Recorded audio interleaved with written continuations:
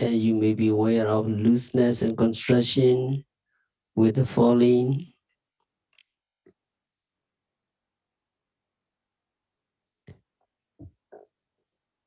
So you become aware of the air elements in terms of its characteristics.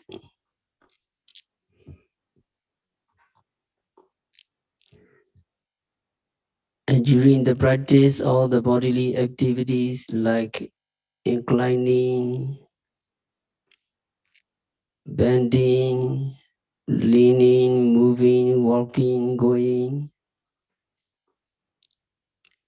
etc., convey the same meaning.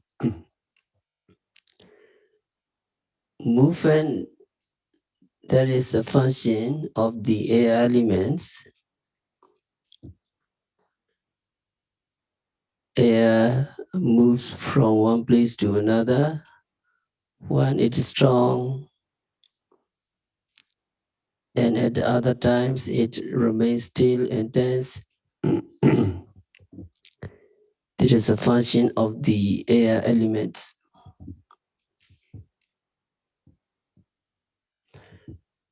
And when you know the rising and falling,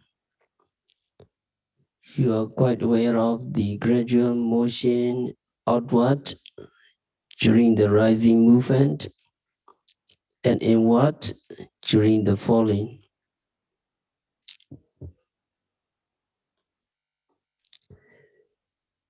And the air element push or pulls in any direction it wants, bending or stretching, for example, is generated by your mind born air elements. Chitacha Vayo Dhatu. So any direction it wants means direction determined by your mind. In case of voluntary actions, such as bending the hand or stretching the hand out, the direction depends on your inclination. In bending and stretching, there is the inward and outward proportion. In the walking, you feel being pushed forward. This kind of feeling is apparent also in the rising and falling.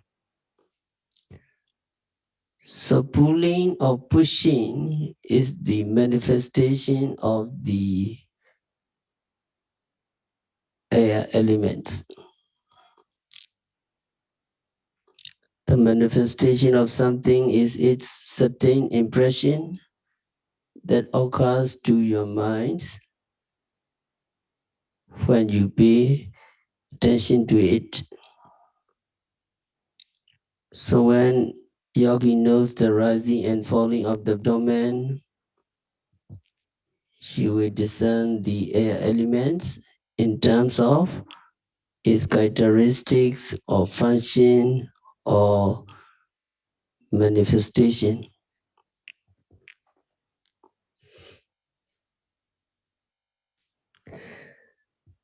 So there are many rupa dhatu, material elements. You can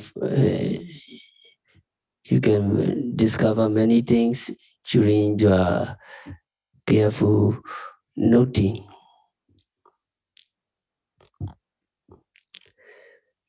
Another phenomena that would be obvious while practicing is unpleasant sensation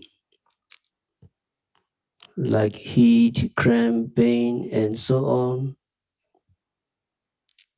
Regarding what to do with it, Buddha says, Dukkha Vedana Vidyamano, Dukkha Vidyam, Dukkha Vedana Vidyamiti, Pajanati.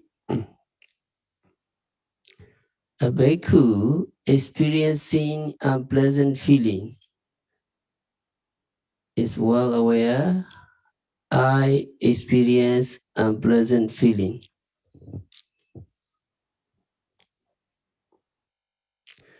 How to note the feeling?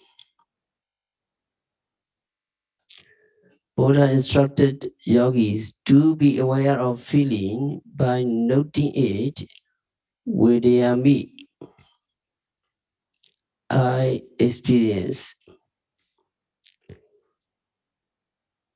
Like when you go, you have to note going, kichantowa kichamiti pajanati, I go.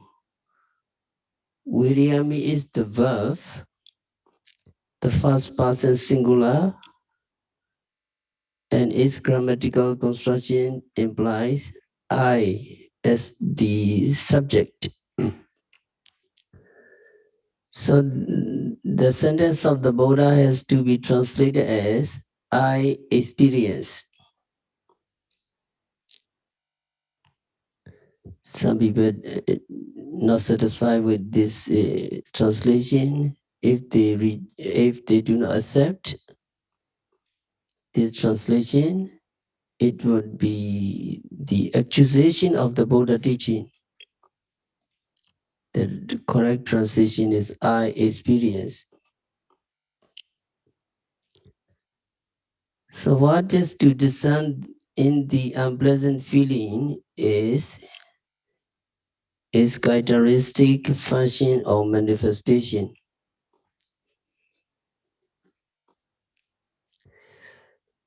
People rarely say I experience heat. Instead, they would say it is hot. So we have to tell yogi to make a mental note of their sensation accordingly, like hot, hot, cold, cold, pain, pain, and so on. If they follow the instruction, they will become aware of the feeling as feeling instead of as I or my feeling or mine. This fact is very evident. Dukkha Vedana is the experience of undesirable contact. When you know stiff, stiff, or hot, hot, for example, you can be clearly aware of the unpleasant experience.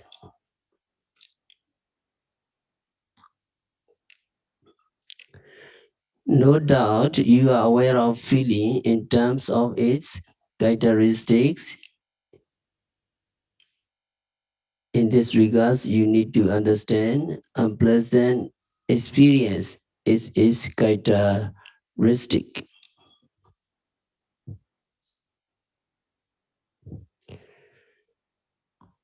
And the function. The function is to make its concomitance wither.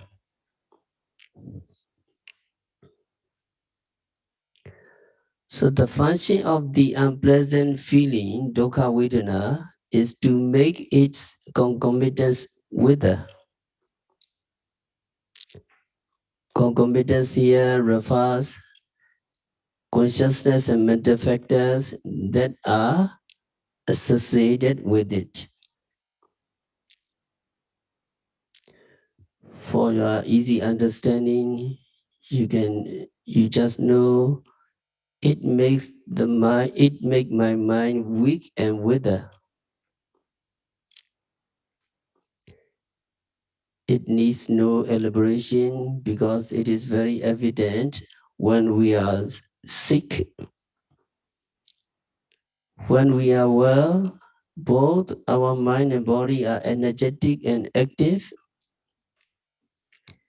But when our body gets sick, our mind gets weak and withers.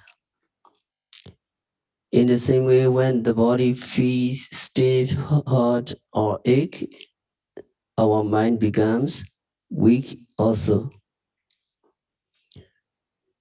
The unpleasant sensation evidently makes our mind wither, so it is a function of the unpleasant feeling known to a yogi. And you know, the function is making the mind weak and wither.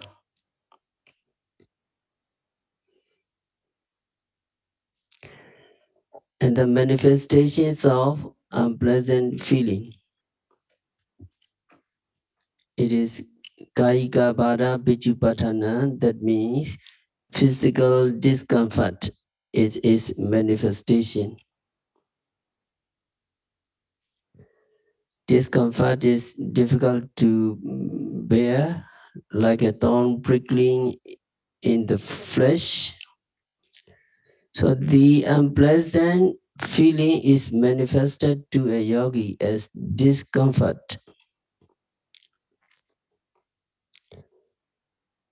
A yogi becomes aware of unpleasant feeling in terms of his characteristic, function, and manifestation. In the same way, yogi can be aware with pleasant and neutral feelings. These three features of unpleasant feeling are not what to memorize, not what to recite, but just to be aware of by observing presently arising object. To be aware by observing them concurrently. Only just this. You can capture everything. So sometimes you may be aware of his characteristics, and other times you may be aware of his function or manifestation, depending on what obvious to you.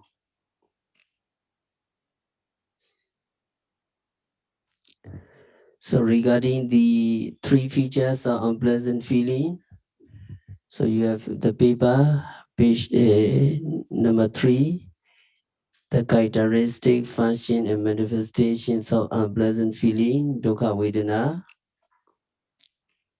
Its characteristics is to experience many unpleasant feelings. Unpleasant experience.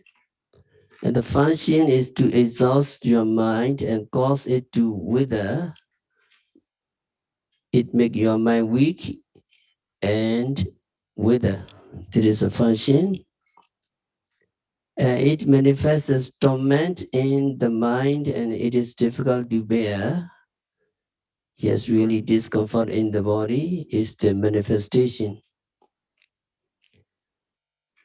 So you can be aware, you can capture these features when you experience unpleasant feeling, and if you pay attention thoroughly, you can capture the nama rupa correctly. So translation is, it is experienced as unpleasant and pain, unpleasantness and pain. It causes your mind's strength to weaken and wane, and it is tormenting in your body and difficult to bear. So dukkha vedana yogi can be aware by noting diligently.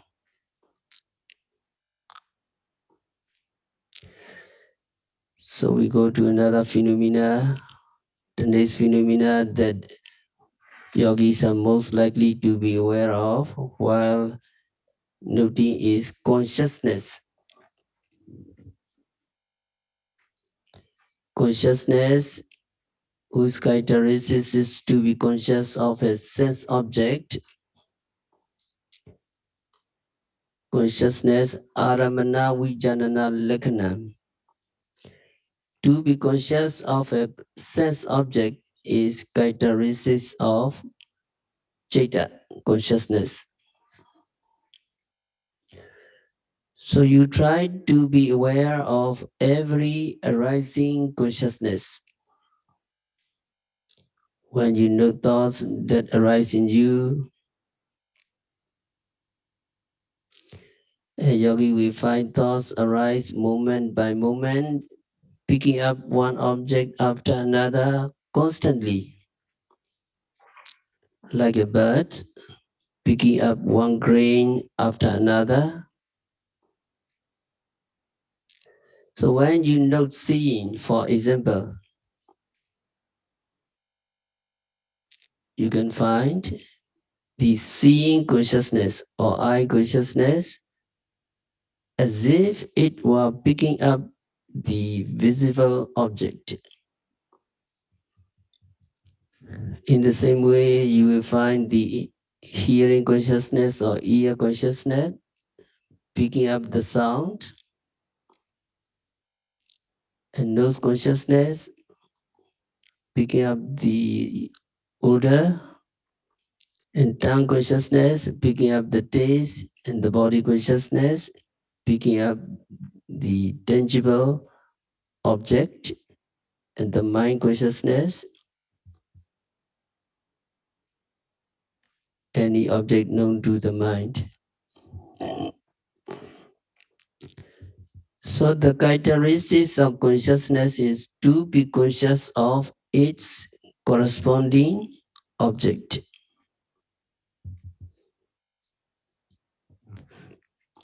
No matter whether you are highly educated or illiterate, young or old, you will be aware of the nature of mind when you are mindful of your thoughts concurrently. Some practitioner, although less educated, can report their discernment of the nature of mind more comprehensively than the educated people. Some of them are very young, but when they practice diligently, they can understand the nature of mind. And the functions of consciousness is to lead its concomitant, as if it were urging, "Hey, my friends, come, please follow me," as if it is urging. So consciousness is to lead its concomitant. Leading its concomitant like a forerunner is the functions of consciousness.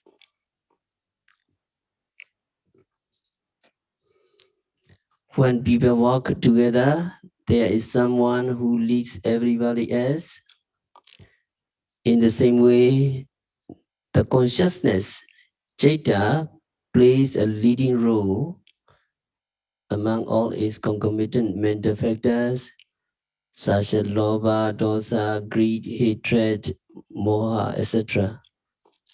In an unwholesome case, or consciousness plays a leading role among in a wholesome case, sattva, confidence, sati, mindfulness, and so on. So the functions of consciousness is very clear. And the manifestations of consciousness.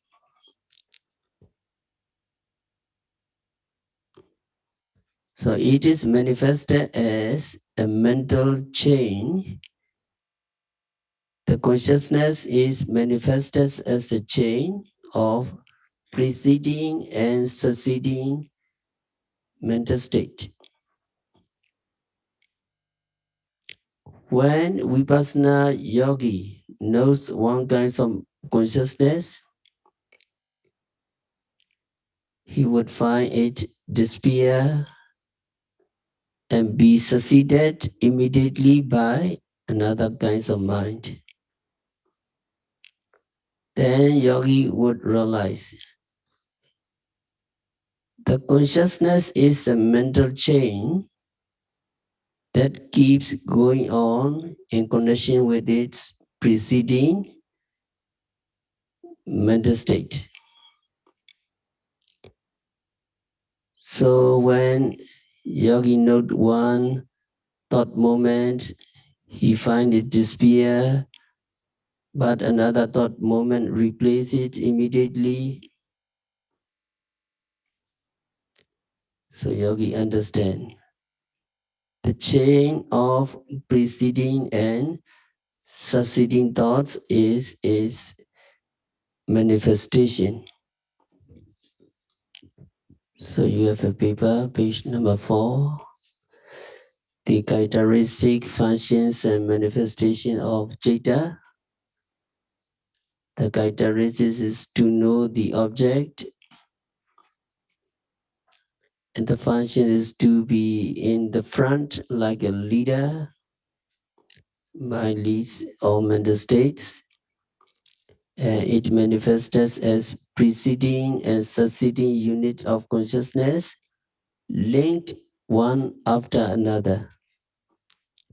One mind, one consciousness you note disappear, another one replace, you note disappear. So it is mental change, like mental change. So yogi is always aware of the nature of mind when they observe consciousness diligently.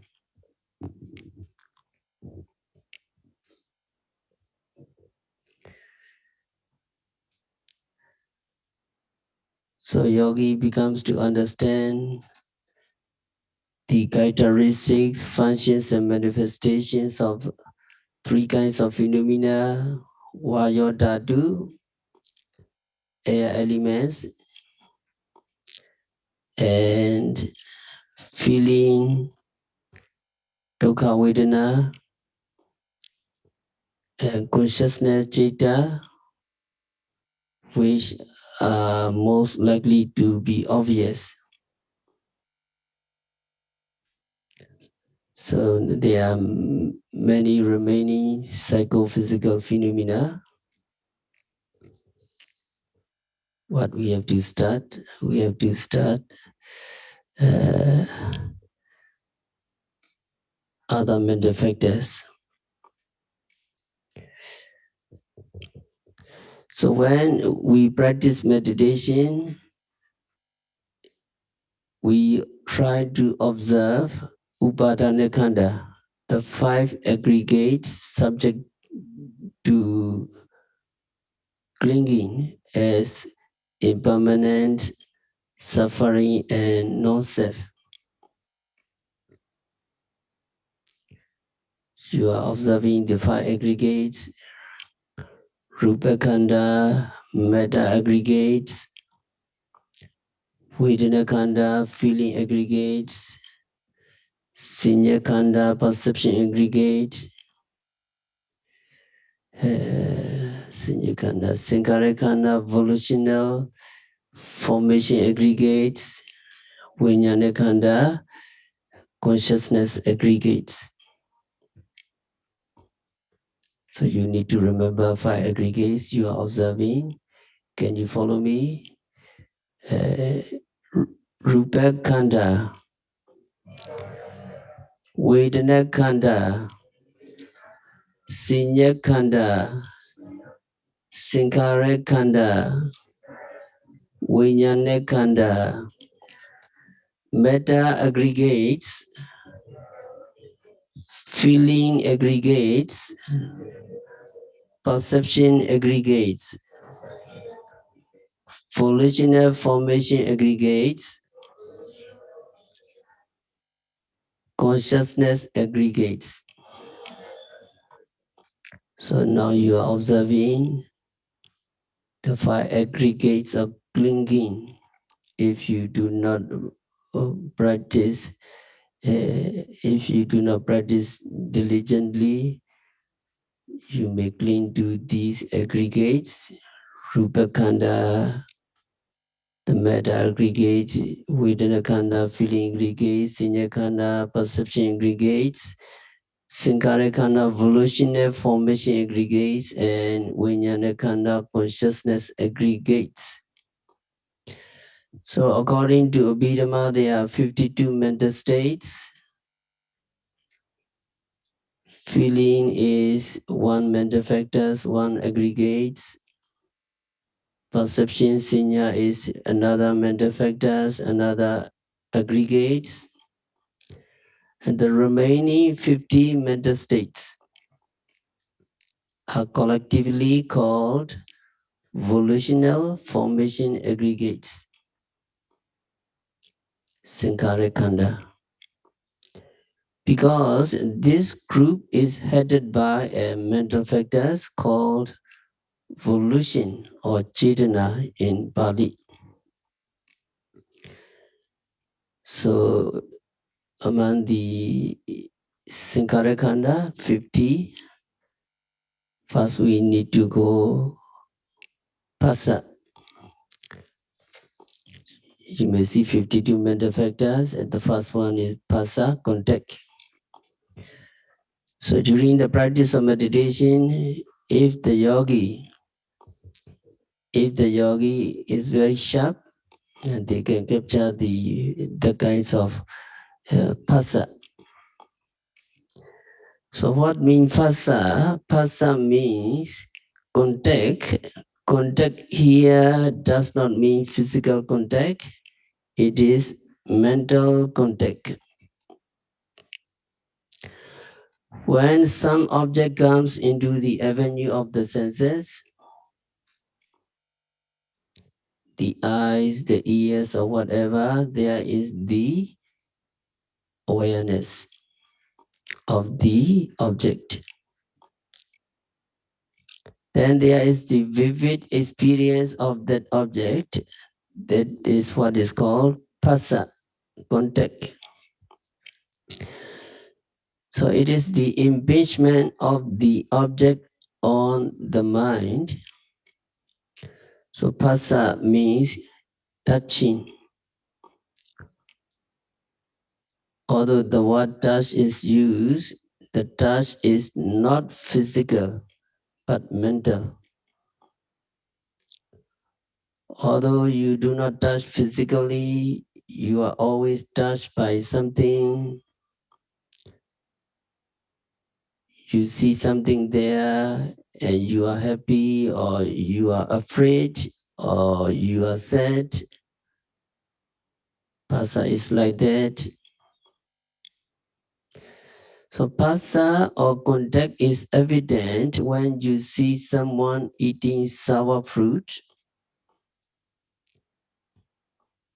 You have saliva in your mouth when you see someone eating sour. So that is caused by phassa. So you may go on to the circus. When they are walking on the rope, you have some fluttering in your heart, in your chest, that is caused by phassa. Sometimes when you are very afraid, you are paralyzed, you cannot do anything, you are like a cripple, that is caused by phassa. When people go to the forest with the dog at night, it is very frightening. It is in the forest, and at night the leopards would come down there, and when the dogs got the smell of the leopard, they did not move at all.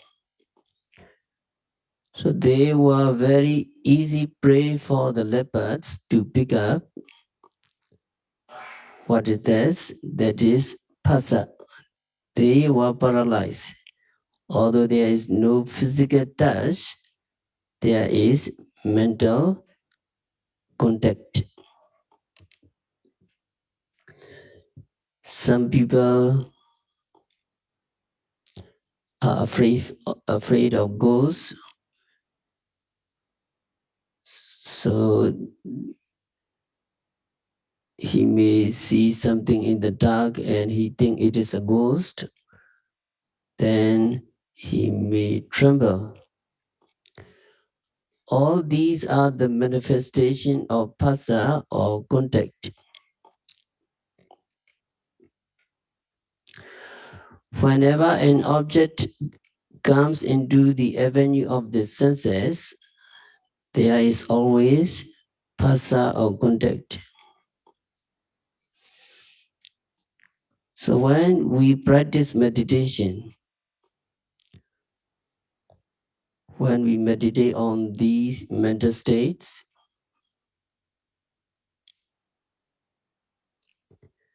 the commentaries give us 4 aspects of each cetasika. Out of the 4 aspects, there can be seen during meditation. If yogi have good concentration and you watch them, and you will come to see these aspects. It is good to understand these 4. You already know characteristics, function, manifestation, and proximate cause. It is good if yogi can understand these 4 aspects of each mental properties. The commentaries always give these 4 defining devices or 4 aspects of each mental state. The first one is called Lakkhana or mark. By this mark, yogi know that it is phasa. By this mark, yogi know it is vedana, feeling, and so on. That mark is called Lakkhana in Pali. It is the main quality of the phenomena. It is the individual characteristics or individual essence.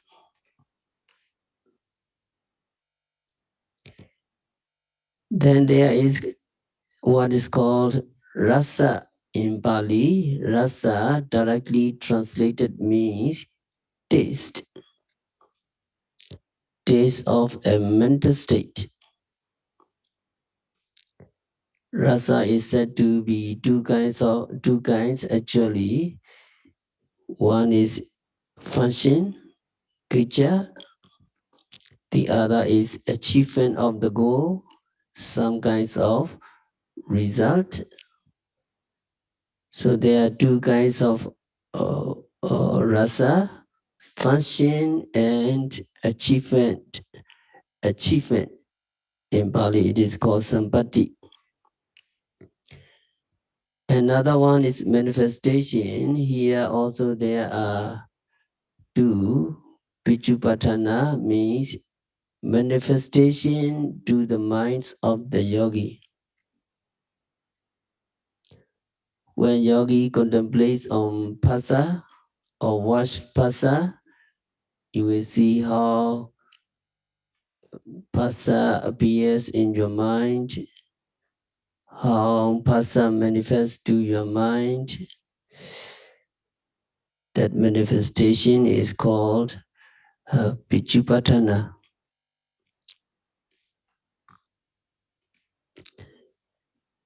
And number 4 is proximate cause, Bhatatana.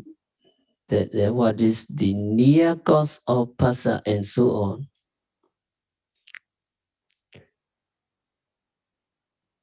So contact has the characteristics of touching.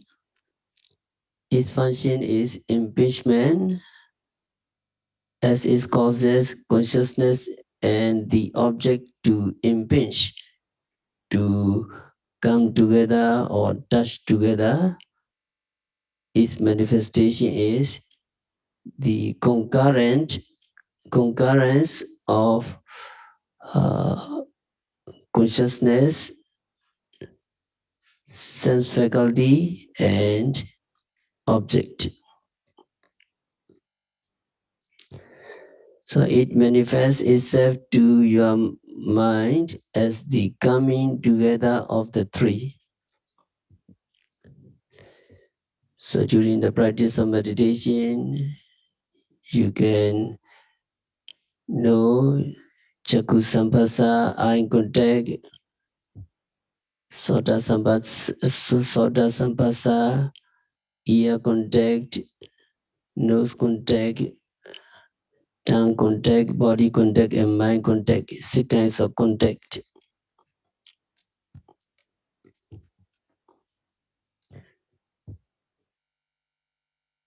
And it manifests itself to your mind as the coming together of the three. So let's say you see something, and it is, there comes seeing consciousness,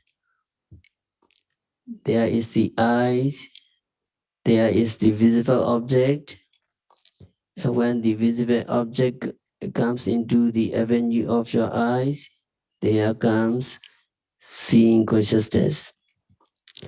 So when these three arise, phassa also arises.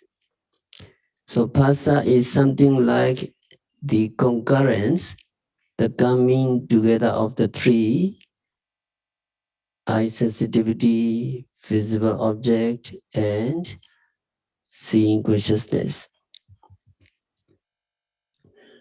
Now you understand why phassa arises. Sala yadana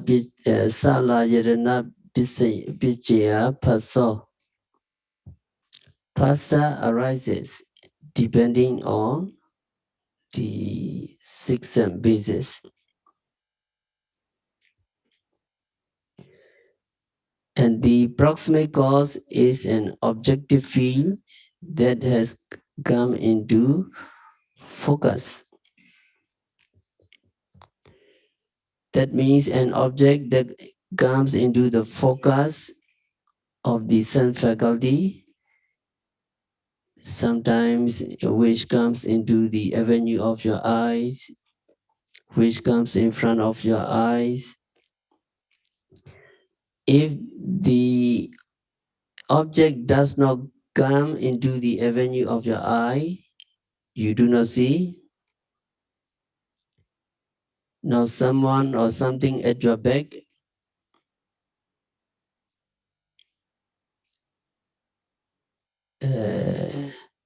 that something do not come into the avenue of your eye, so you do not see them. So you have no seeing consciousness. So phassa has touching or contact at its characteristics. Its function is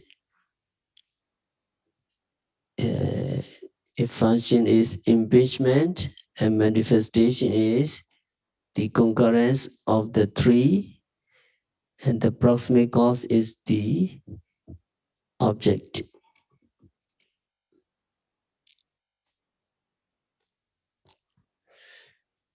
So in the Chachaka Sutta of Uparipanasa Pali text, Buddha said, yogi should know the 6 classes of 6 kinds. 6 by 6, you need to know what are the 6 by 6. 6 internal bases: eye, ear, nose, tongue, body, and mind.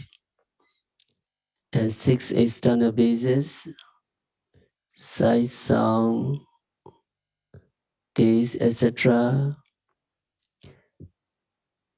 And 6 kinds of consciousness: seeing consciousness, hearing consciousness, smelling consciousness, tasting consciousness,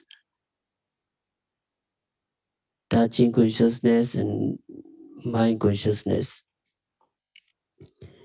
And 6 phasa: eye contact, ear contact, etc. Yogi should know.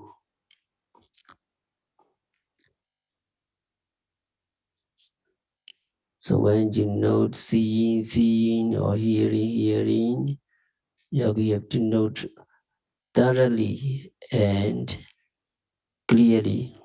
That means you know one of these is 6 and 6. So that sutta, can you follow me? You need to follow. Yogi should know 6 classes of 6 kinds. Yogi should know 6 classes of 6 kinds. Yogi should know 6 internal bases. Yogi should know 6 external bases. Yogi should know 6 consciousness.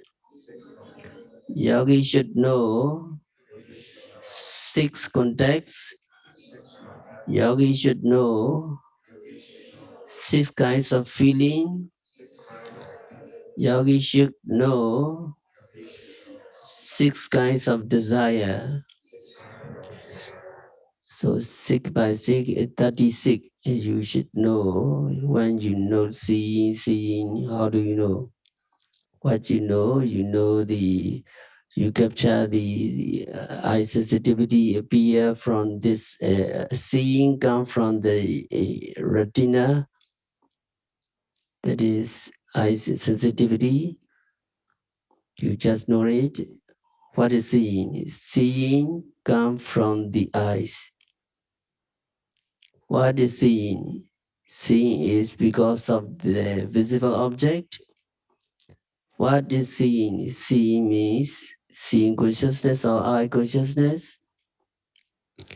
What is seeing? Seeing is that eye contact. What is seeing? There is the feeling in that is seeing. If mindfulness is not complete and desire for the visible object, because the object is beautiful, so you like it, and desire for the sight, so that should be also noted. So in the Uparipanasapali Chachaka Sutta, Buddha mentioned that yogi should know 6 classes of 6 kinds, 6 internal bases, 6 external bases, 6 consciousness, 6 contact, or 6 kinds of feeling, and 6 kinds of desire. So yogi should know means, according to the commentary, yogi should know by means of vipassana. By practicing vipassana, yogi know. If you do not practice, you don't know. So whatever anything is seen, whatever anything is heard, etc., yogi should mindfully observe. If the observation not complete and a desire or anger arises, you should know, you should note again. But if the practice is good, and now you are hearing, you note hearing. And what is hearing? Hearing comes from my ears, eardrums vibrating, and then that is hearing. Eardrums is not good and you don't hear. Eardrums is vibrating well and you hear thoroughly. What is hearing? Hearing is sound striking the eardrums.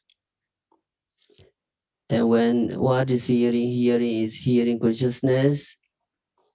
And there is ear contact, and the feeling comes from born of hearing, ear contact. And if the sound is beautiful, there comes desire for this sound. You should know again. But if the yogi practice is good and hearing, and you can capture one of the six and six, the momentary appearance and momentary appearance and disappearing immediately. So you see the natural phenomena of continuous arising and vanishing of the sound. So there is no desire or anger regarding the sound. So this is Pasa. Pasa is from the Sankharakkhanda. When you practice seeing, hearing, smelling, tasting, touching, and there are many Pasa there. And then we go to another feeling. Tomorrow we continue. Vedana Khanda is another group. Feeling aggregates.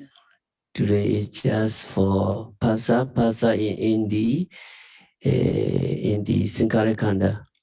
Aggregates of volitional formation. Volitional formation. So we have to stop our discourse for today by practicing Vipassana meditation, by observing every phenomena occurring at the six senses, by noting, seeing, hearing, smelling, tasting, touching, continuously and meticulously. May all yogis be liberated from all suffering. May all yogis realize the real peace in the very near future. So